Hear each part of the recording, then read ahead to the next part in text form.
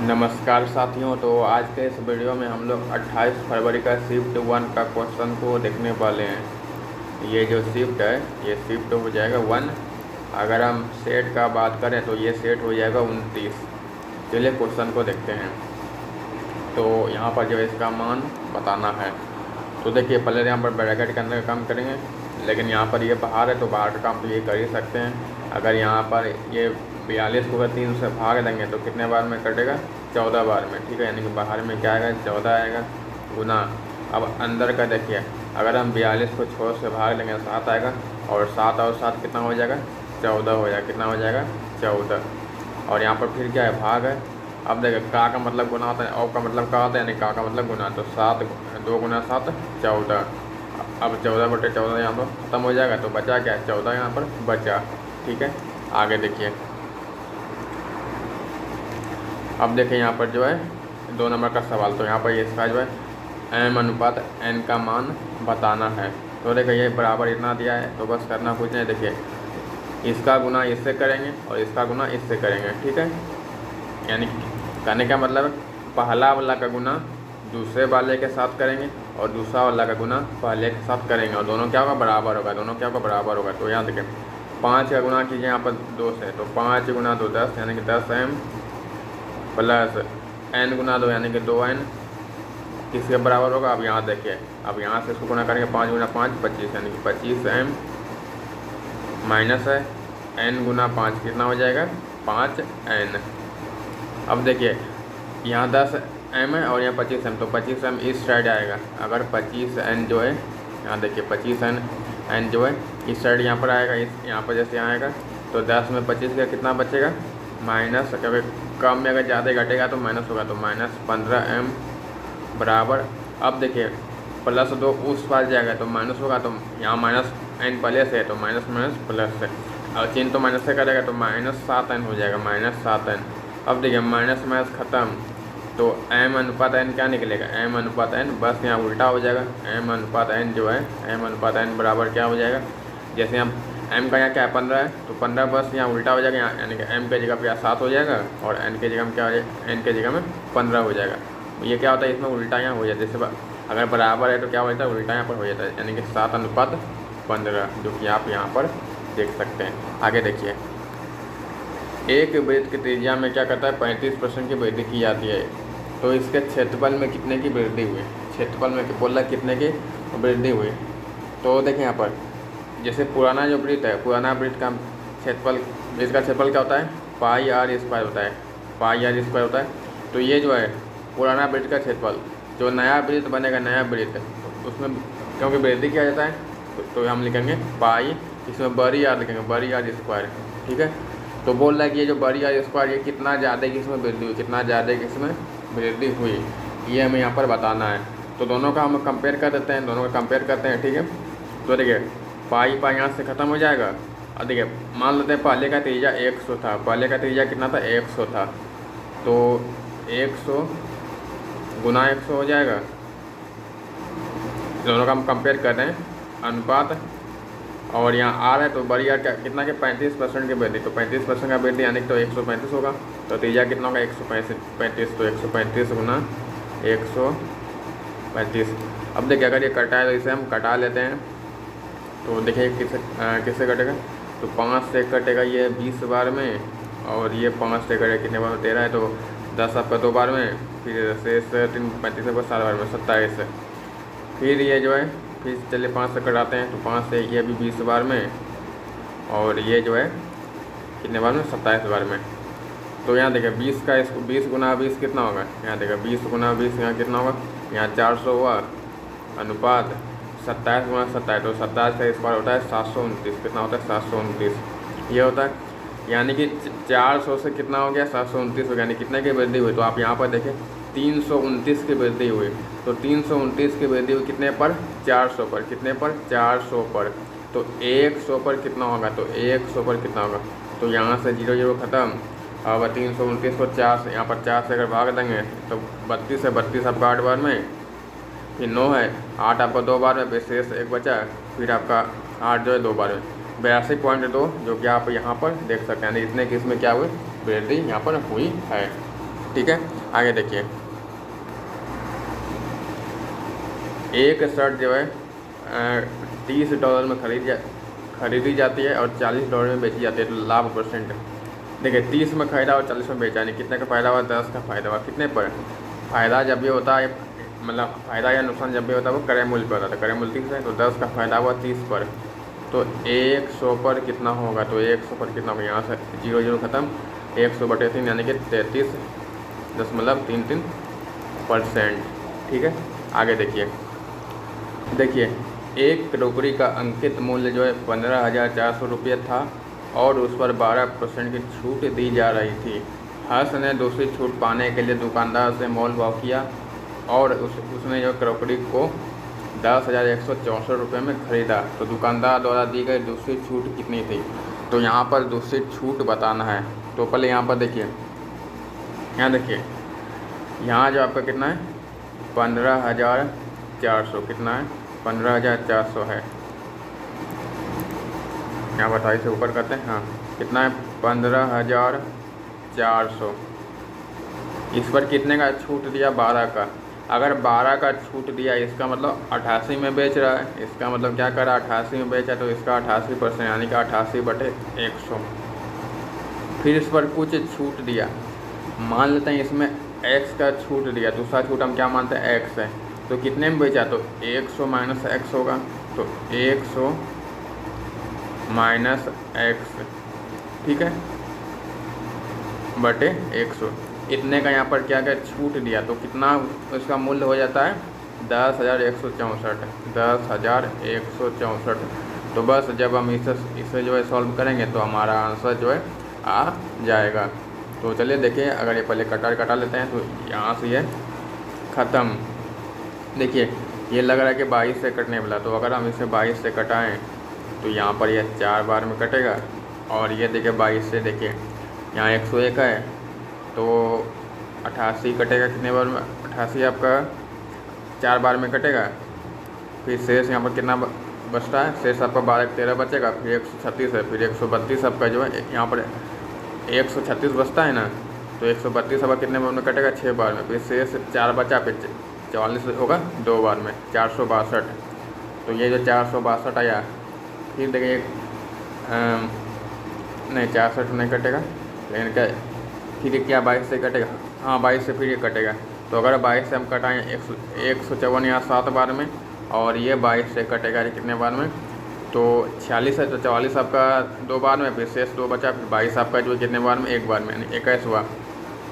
फिर ये जो है यहाँ पर फिर ये कटेगा, तो ये 7 कटेगा इससे कितने बार में 21, 3 बार में। चलिए 3 बार में कट गया, तो क्या यहाँ बचा, तो 100 माइन, कलर को बदलते हैं, तो यहाँ पर क्या बचा 100 माइनस x बराबर, अब देखिए यहाँ 3 बचा ऊपर, ये 100 उस पर जाएगा तो यहाँ कितना होगा 300 होगा, और यहाँ पर 300/4 हो जाएगा, 300/4 यहाँ पर हो जाएगा। तो यहाँ पर x का मान तब क्या होगा, तो x का मान होगा, x अगर उधर जाएगा तो x बराबर क्या निकलेगा, और ये इधर आएगा तो 100 माइनस 300/4 यहाँ पर हो जाएगा, ठीक है, 4 यहाँ पर हो जाएगा, ठीक है। तो बराबर, तो यहाँ पर 4 इसका एलसीएम होगा, तो बस गुना यहाँ 4 गुना 100 400 और माइनस 300, तो 4 में 3 गया, यानी कि 100/4, और 100/4 का मतलब 25। अगर हम 100 को 4 से भाग देंगे तो कितना आएगा 25 आएगा, यानी कि 25% का क्या है दूसरा छूट है, 25% का क्या है दूसरा छूट है। तो आप इस तरह से यहाँ पर कर सकते हैं एक इक्वेशन निकाल के, या फिर आप अगर ऐसे करना चाहें तो आप इसका 12% निकाल के, यानी कि अगर जैसे देखें 12 इसमें माइनस करेंगे तो कितना होगा 88 होगा, तो बस इसका 88% निकाल के फिर आप इससे कंपेयर करते हैं कि इसमें कितने का छूट दिया, फिर इन दोनों का अंतर देखते हैं, फिर जो है उस हिसाब करते हैं। लेकिन बात मिला जुला के वही इसमें पड़ जाता है, ठीक है। इसलिए मैंने क्या किया, सभी को एक ही इक्वेशन में कर दिया, ठीक है। चलिए आगे देखिए,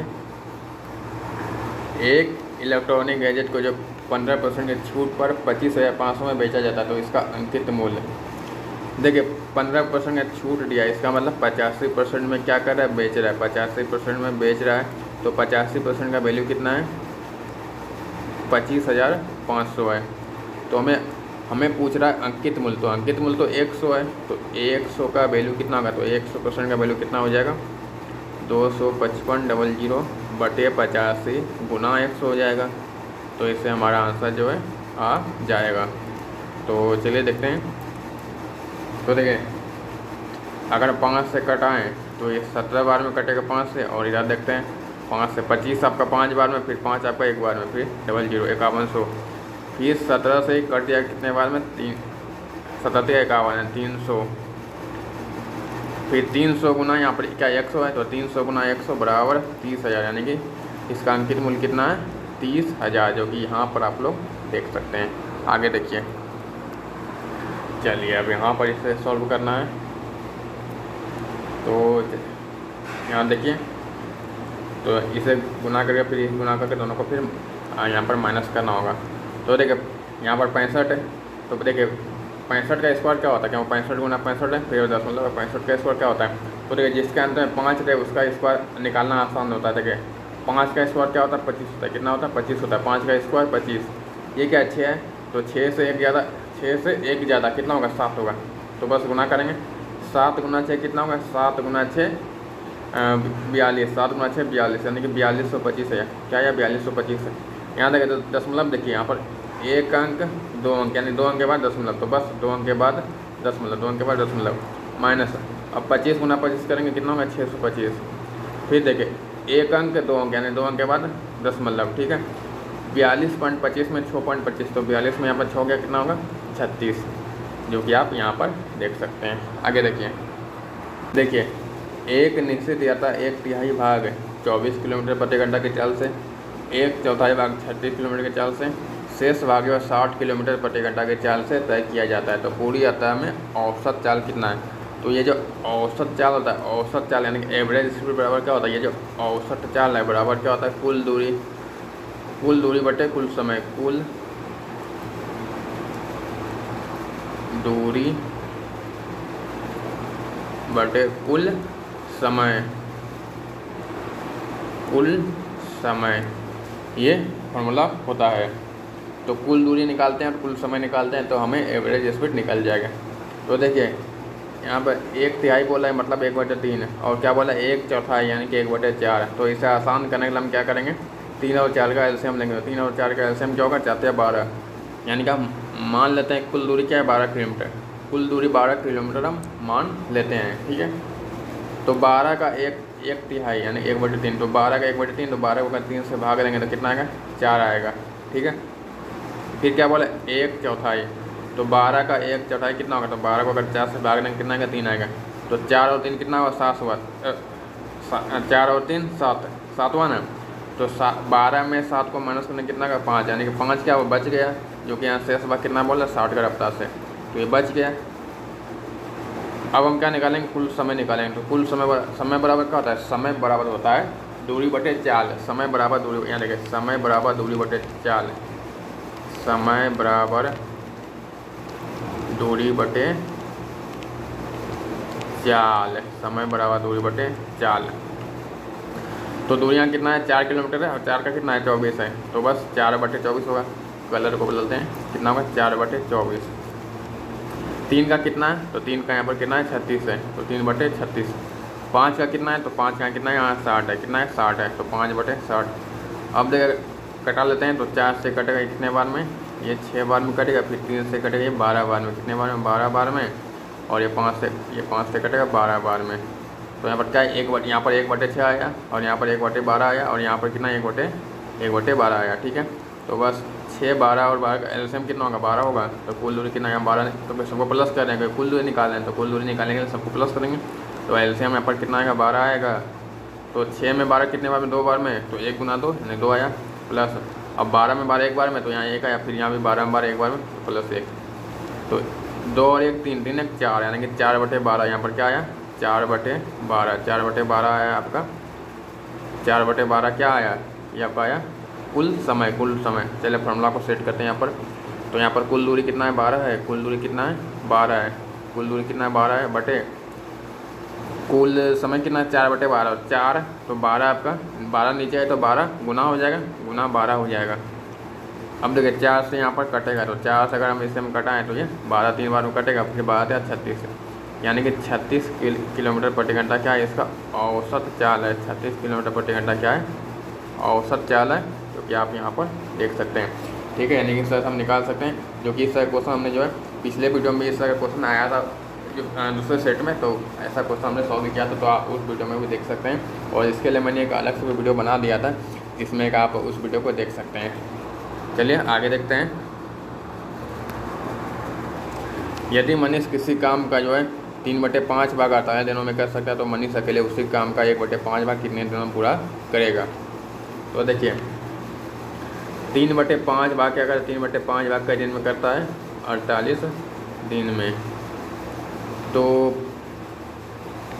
यानी कि 5 में से 3 काम क्या क्या 48 दिन में किया। ठीक है, तो देखिए तो एक काम कई दिन में, तो हम एक काम का निकालते हैं, तो एक काम कई दिन में करेगा, तो यहाँ पर एक काम कई दिन में करेगा, बस कोना को गुना आ जाएगा 48, ये 5 से गुना होगा ऊपर और फिर 3 नीचे है, फिर 3 से कटेगा कितने बार में 16 आता है, 16 5 80, यानी 80 दिन में क्या करेगा काम को पूरा करेगा। लेकिन हमें क्या बोला है, हमें बोला है 1/5 भाग, तो 1/5 का निकालते हैं, तो 1/5 का कितना होगा 80 गुना 1/5 हो जाएगा, तो ये 5 से कटेगा कितने बार में 16 बार में, यानी कि 1/5 भाग कई दिन में करेगा 16 दिन में जो है काम को पूरा करेगा, 16 दिन में जो है काम को पूरा यहाँ पर कर देगा। ठीक है, और या फिर आप ऐसे भी निकाल सकते हैं। तो देखिए 5 में से 3 काम किया 48 में किया, तो 3 काम आप ऐसे समझिए, 3 काम जो है 3 काम कई दिन में किया 48 में, तो यहाँ पर एक काम का पूछ रहा है, तो एक काम कई दिन में, तो एक काम कई दिन में तो 48/3 हो जाएगा, जो कि अगर हम ऐसे भी कहें तो कितने बार में करेगा 16 बार में, यानी कि 16 दिन में जो काम को पूरा यहाँ पर कर देगा। ठीक है, नहीं ऐसे भी कर सकते हैं। आगे देखिए, चलिए अब यहाँ पर देखिए, तो यहाँ पर ब्रैकेट के अंदर का काम, तो 4 1 5, अब 5/2, तो यहाँ पर क्या है 20, यहाँ पर क्या आएगा 20 माइनस 3 गुना 5/2 ऐसे आएगा यहाँ पर। तो चलिए गुना करते हैं, तो 20 माइनस 3 गुना 5 15/2, तो देखिए 20 में 15 का था 7.5, तो 20 में 7.5 को माइनस करने कितना है 12.5 12.5। ठीक है, आगे देखिए, अब देखिए m जो है n से 2 गुना कुशल है। m किसी काम को जो है n से 66 दिन कम पूरा कर सकता है। यदि दोनों एक साथ मिलकर काम करते हैं तो वही काम कितने दिनों में पूरा होगा। तो देखिए m और n दोनों का जो क्षमता कितना है, m जो है n से क्या 2 गुना कुशल, यानी कि अगर n एक काम करता है, ये काम का बात हो रहा है, ये काम का बात हो रहा है, अगर m एक काम करता है तो m मतलब अगर n जो है एक काम करता है तो m 2 काम कर देता है। तो देखिए तो दिन इसमें उल्टा हो जाएगा, दिन क्या हुआ उल्टा होगा। देखिए जब क्षमता ज़्यादा रहे तो दिन क्या कम लगेगा, तो उल्टा हो जाएगा, यानी कि m जो 1 दिन में काम कर देगा और n जो है 2 दिन में काम करेगा। तो दोनों के बीच कितने का अंतर है, तो यहाँ आप देखेंगे 1 दिन का अंतर है। तो 1 का वैल्यू कितना है 66 है, यहाँ पर कितना दिन 66 दिन में, मतलब m किसी काम 66 दिन कम में पूरा करता था, यानी 1 का वैल्यू कितना है, 1 का वैल्यू कितना है 66 है, कितना है 66 है। तो मतलब 1 का वैल्यू 66 है, तो इसका मतलब क्या है, इसका मतलब ये है कि ये जो m है, m का जो 1 है, यानी ये 66 दिन में किसी काम को करता है और ये कितने दिन में करेगा 2 गुना 66, यानी कि बराबर 132 दिन में जो है काम को पूरा करेगा, 132 दिन में काम पूरा करेगा।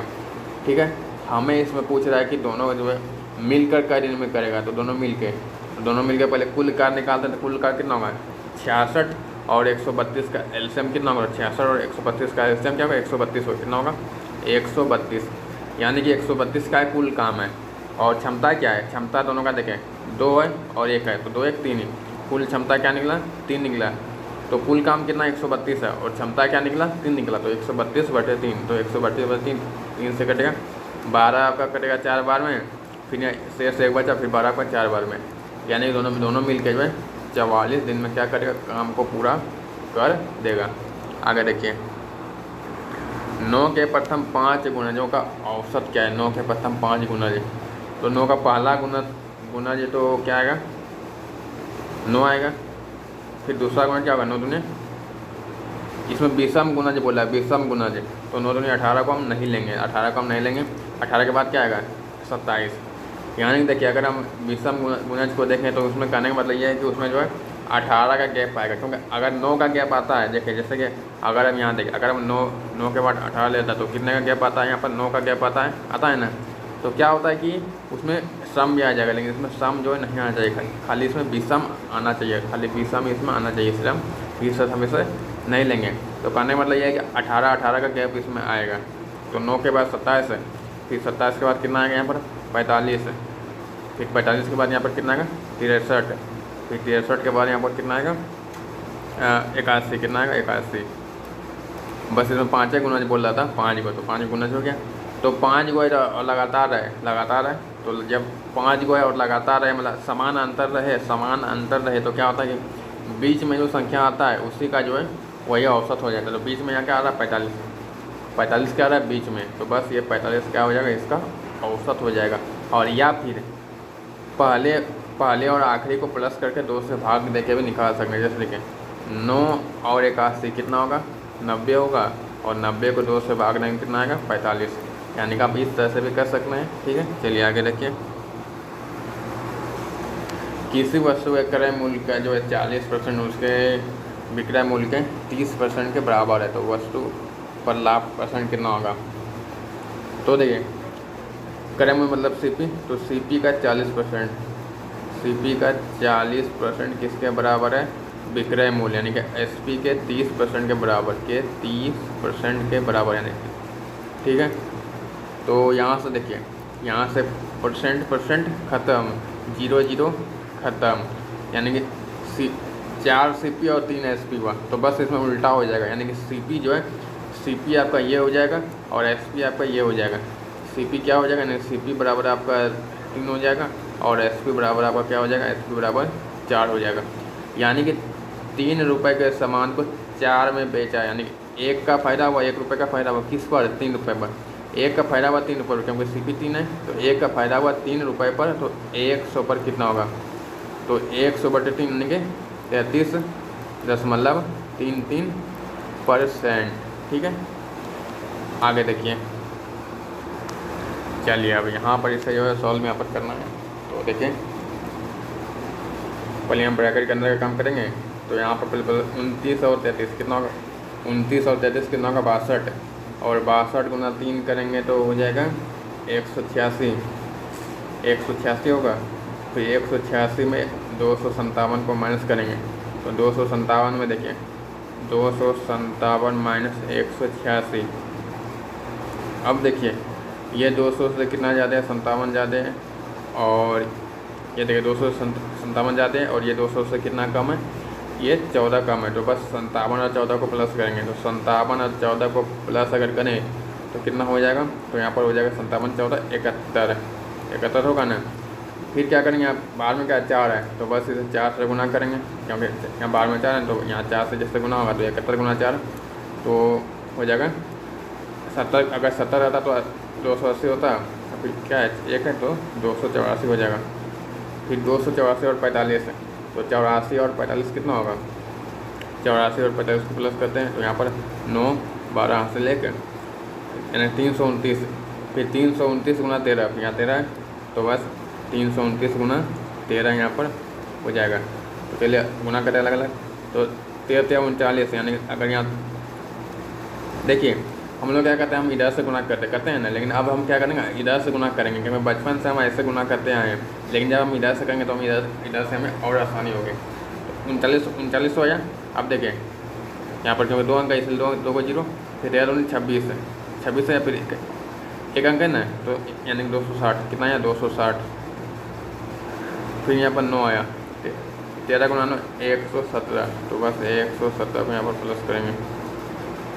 तो चलिए यहाँ पर लिखते हैं प्लस के बराबर, तो यहाँ पर 7 है, फिर 6 7, यहाँ पर फिर 7 है, फिर 9 2 11 11 1 12 हासिल 1, फिर 3 1 4, यानी कि 4277 जो कि आप यहाँ पर देख सकते हैं।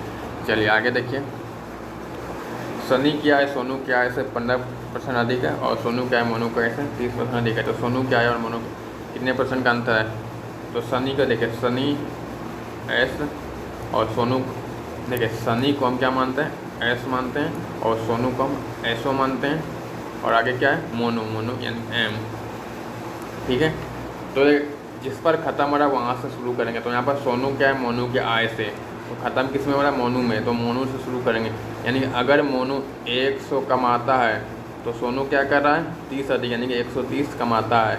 अब यहाँ देखें और सनी जो है सोनू से 15% अधिक है, तो 113 का 130 का 15%, तो 130 का 10% 13 होगा और फिर 13 का था 6.5, तो 13 और 6 यानी कि 19.5। इसका जो है 15% क्या निकला 19.5, 13 तो 130 और 19 कितना है 149.5 यानी कि 149.5 या कमाता है। अब क्या बोला है कि सनी की जो आय है मोनू की आय से कितना अधिक है, तो इसका ये कितना अधिक मोनू की आय से कितना अधिक है, तो मोनू का कितना 100 है, मोनू कितना कमा रहा है 100, मोनू कितना कमा रहा है 100 और ये कितना कमा रहा है 149.5 यानी कि 49.5 ज़्यादा है। किससे ज़्यादा है 100 से, किससे ज़्यादा 100 से। इसका मतलब क्योंकि कंपेयर ही 100 से हो रहा है तो इसका मतलब ये इतना परसेंट ही हो जाएगा, इतना परसेंट हो जाएगा यानी कि 49.5% का ज़्यादा है। आगे देखिए उस त्रिभुज का क्षेत्रफल ज्ञात कीजिए जिसका ऊंचाई इतना है और मतलब आधार इतना है और ऊंचाई कितना 1/7 है। ऊंचाई का मतलब ऊंचाई इतना है और आधार जो है 1/7 है 60, तो 35.7 का क्या करेंगे 1/7 हिस्सा बोल रहा है, तो ये क्या हो जाएगा आधार हो जाएगा। यहाँ पर ये क्या निकलेगा आधार यानी कि बेस से ये निकलेगा, तो 7 से करेगा 35 आपका 5 बार में 0.7 एक बार में यानी कि 5.1 क्या निकला इसका आधार। तो त्रिभुज का क्षेत्रफल क्या होता है 1/2 गुना आधार गुना आधार कितना 5.1 और ऊंचाई 35.7। तो बस हम यहाँ पर इससे गुना करेंगे तो देखिए तो लगभग पहले देखिए 2 से यहाँ कटाते हैं लगभग में, तो यहाँ 35 है 35 तो 34 आपका 17 बार में, फिर यहाँ 0.5 फिर यहाँ 17 फिर 16 जो 8 बार में यानी कि 17.8 लगभग में है ना, तो 17/85 और यहाँ पर 8 है फिर 8 गुना 5 40 85 और 4 89 जो कि लगभग में, फिर यहाँ पर फिर एक भी है तो 17 गुना करें तो एक यानी कि लगभग में 90 से ज़्यादा आएगा। तो बस लगभग में आप देख सकते हैं ऑप्शन में लगभग में 90 पॉइंट हो जाता है जो कि लगभग यानी मतलब 91 से ज़्यादा ही आएगा। तो आप यहाँ पर देख सकते हैं, आप इसे गुना करके देख सकते हैं। लेकिन जो है एग्ज़ाम में क्या होता है उतना टाइम नहीं रहता, तो एग्ज़ाम में हमें क्या करना है कि फटाफट हमें जो है देखना है कि जो है लगभग में आके उसे कर देना है। ठीक है, चलिए आगे देखिए। चलिए अब यहाँ पर देखें इसमें बोल रहा है प्रत्येक संख्या में क्या जरूरी जाना चाहिए ताकि संख्या मतलब परिणाम जो है संख्याएं अनुपात में हो, यानी क्या अनुपात में। तो इसमें क्या जो है जो कि अनुपात में। अब अनुपात में कहने का यह मतलब है देखिए ये संख्या है तो देखिए इन दोनों का जो अनुपात रहे वही अनुपात इन दोनों का भी हो, इन दोनों का भी हो, ऐसे होता है। यानी कहने मतलब यह है कि 12 में क्या प्लस करें, अगर 12 में मान लेते हैं 12 + x करते हैं बटे यानी अनुपात को हम बटे में भी लिख सकते हैं। क्या कितना है 46 + x, तो इसका जो अनुपात बनेगा वो किसके बराबर होना चाहिए 11 में, क्योंकि सभी बराबर संख्या ही जोड़ना है। तो 11 + x बटे 43 + x इसके बराबर होना चाहिए। तो हम क्या कहते हैं इसे गुना कर सकते हैं, लेकिन हमें ऐसे नहीं करना है, हमें ऑप्शन के हिसाब से करना है। क्या करना है ऑप्शन के हिसाब से। तो जैसे पहला ऑप्शन इसमें 5 है और 5 इसका आंसर भी है, क्योंकि ये आंसर किया इसलिए यहाँ पर सही का टिक लगा हुआ है। ठीक है ना। तो अगर 12 में 5 प्लस करेंगे कितना होगा 17 होगा, फिर 46 में 5 करेंगे 51 होगा, और यहाँ पर 11 और 5 कितना होगा 16 होगा, 43 और 5 48 होगा। तो देखिए यहाँ से कटेगा 3 बार में और यहाँ से भी 3 बार में कट जाता है। तो क्या दोनों का अनुपात समान है, तो हाँ देखिए दोनों का अनुपात क्या है समान है, दोनों का अनुपात क्या है समान है, आ रहा है समान अनुपात। यानी कि 5 प्लस करने पे क्या आ रहा है अनुपात समान आ रहा है। यानी कि ऐसा क्वेश्चन जब भी है तो हम इसे ऑप्शन से करेंगे, क्या करेंगे ऑप्शन से सॉल्व करेंगे। आगे देखिए किसी धनराशि पर पहले वर्ष के लिए चक्रवृद्धि ब्याज जो है 600 रुपये और दूसरे वर्ष के लिए जो है 660 है। ठीक है, अब देखिए यहाँ पर देखिए पहला साल क्या है, पहला साल और दूसरा साल। तो पहला साल क्या है 600 है, क्या है 600। अब दूसरा साल क्या है दूसरा साल क्या है 660 है। तो देखिए चक्रवृद्धि ब्याज में क्या होता है कि ब्याज पर भी ब्याज मिलता है, यानी कि जैसे देखिए जैसे दूसरे वर्ष में जाते हैं तो क्या होता है, जैसे यहाँ 600 है ना, तो यहाँ तो 600 मिलेगा ही, लेकिन यहाँ अलग से कितना मिला, देखिए 600 यहाँ पहले वर्ष में क्या मिला 600 मिला, तो अगले वर्ष में भी 600 मिलेगा, लेकिन अलग से क्या मिलेगा, ब्याज का भी ब्याज, तो ब्याज का भी यहाँ ब्याज मिलेगा। तो यहाँ कितना ज़्यादा है, तो 600 से कितना 60 ज़्यादा है, यानी कि ये जो 60 पे जो अलग से मिला ये किसका मिला, ये ब्याज का मिला, ब्याज का। तो ब्याज कितना का 600, तो 600 का यहाँ मिला कितना 60, तो ये जो 60 है ये 60 600 का कितना परसेंट है, तो 60/600 गुना 100 कितना परसेंट है, तो ये जो है यहाँ कटेगा 0 खत्म, ये 6 से कटेगा 10 बाद में, यानी कि 10%। ये क्या है 10%, यानी कितने का ब्याज मिला है 10%, कितने का मिला 10%। तो बस कुछ नहीं, हम देखेंगे कि कितने का गैप है, तो यहाँ 600 जितने का गैप रहे तो वही हिसाब से इसमें जो है दर यहाँ निकल जाएगा। क्योंकि चक्रवृद्धि ब्याज में क्या होता है कि ब्याज पर भी ब्याज मिलता है, क्या होता है ब्याज पर भी ब्याज मिलता है। जैसे यहाँ 600 मिला ना, तो इस 600 का भी ब्याज मिलेगा और जो धनराशि रहेगा उसका भी ब्याज मिलेगा, ये इसमें होता है। चलिए आगे देखिए। 9 सदस्यों के एक समय में औसत आयु 42 वर्ष है। सबसे बड़े सदस्य की आयु 58 वर्ष है। यदि हम उस सबसे बड़े सदस्य को जो समूह से बाहर कर दें तो शेष सदस्यों की औसत आयु कितनी होगी, तो औसत आयु कितनी होगी, तो यहाँ देखिए कितना, यहाँ 42 वर्ष औसत है, और इसमें अगर 58 वर्ष को निकाल लिया जाता है तो औसत क्या होगा, घटेगा, क्योंकि देखिए यहाँ क्या ज़्यादा है, समझिए। अगर यहाँ 42 वर्ष है और यहाँ भी 42 वर्ष ही आता है, अगर कहा जाता है कि 42 वर्ष वाले सदस्य को बाहर किया जाता है तो क्या होता है कि औसत में कोई परिवर्तन नहीं होता। क्या होता है, औसत में कोई परिवर्तन नहीं होता। लेकिन क्या है, औसत पहले से 42 है, लेकिन यहाँ क्या है, ये क्या है 42 से ज़्यादा है, तो कितना ज़्यादा है, कितना ज़्यादा है, तो 42 से कितना ज़्यादा है, तो 8 और 16, तो 16 क्या है ज़्यादा है, तो -16 होगा, -16। अब ये 16 है, ये जो 16 किस में बटेगा, देखिए 9 को था और एगो समूह को क्या बाहर हो गया, तो बचा कितना, तो 8 गो बचा, तो ये जो 16 निकला ये 8 में बटेगा, 8 में बट जाएगा, तो 16/8 होगा, तो ये 8 कटेगा 2 बार में, तो 42 में 2 गया 40, जो कि इस क्वेश्चन को हमने जो है बहुत बार सॉल्व किया भी है, जो कि आप अगर पिछले वीडियो को भी देखेंगे तो आप समझ जाएंगे क्या ऐसे सवाल को जो है आप तुरंत ही कर सकते हैं। क्योंकि होता क्या है, हम लोग क्या करते हैं कि एक्स मान के करते हैं, लेकिन इसमें एक्स मानने का जरूरत नहीं पड़ेगा, ठीक है, आप इस तरह से जो कर सकते हैं। चलिए अब आगे देखिए, अंतिम सवाल बचा है, इसे भी देख लेते हैं। देखिए, साधारण ब्याज पर निवेश करने पर एक धनराशि क्या होता है,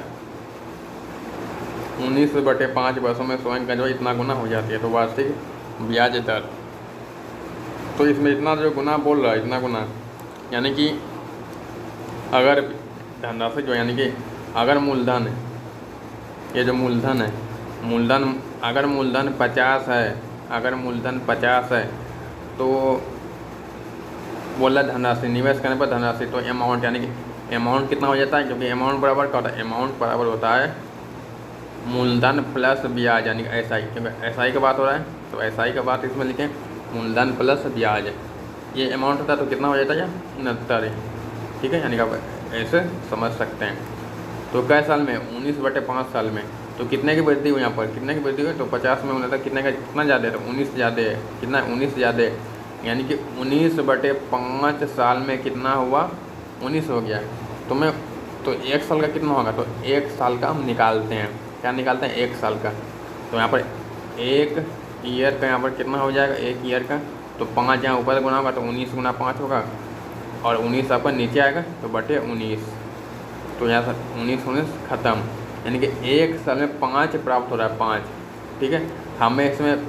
हमें इसमें दर पूछ रहा था, क्या पूछा था दर, तो 5 रुपया ब्याज मिला, 5 रुपया क्या मिला, ब्याज, 5 रुपया क्या मिला, ब्याज, 5 रुपया क्या मिला, ब्याज, किस पर, मूलधन कितना है, क्योंकि ब्याज जब भी मिलता मूलधन भी मिलता, तो मूलधन कितना है 50 है, तो 5 रुपया मिला 50 पर, तो 100 पर कितना होगा, तो 100 पर, तो 0 ख़त्म, 5 ख़त्म, यानी कि 10% क्या मिल रहा है, ब्याज मिल रहा है, 10% क्या मिला, ब्याज मिला है। तो इसी के साथ ये क्वेश्चन होता है कंप्लीट। तो चलिए मिलते हैं जल्द अगले वीडियो में, तब तक के लिए जय हिंद, वंदे मातरम।